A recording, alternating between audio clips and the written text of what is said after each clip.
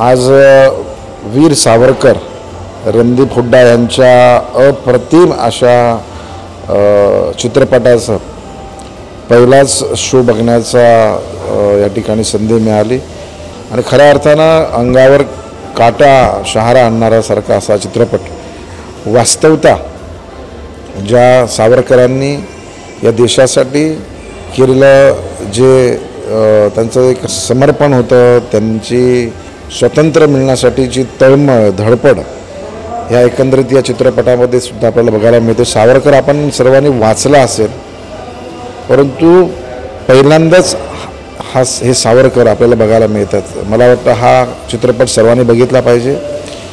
एक धर्म जात पंथ भाषा वर्ण वर्गाच्या पुढे जाऊन एक देशप्रेमी अशा स्वतंत्र वीराची ही कहाणी आहे आणि मला वाटतं सर्वांनीच बघावा। मी आज हा चित्रपट बघितलेला आहे, आपणही हा चित्रपटगृहामध्ये जाऊन बघावा, जेणेकरून आपल्याला खरे सावरकर समजतील।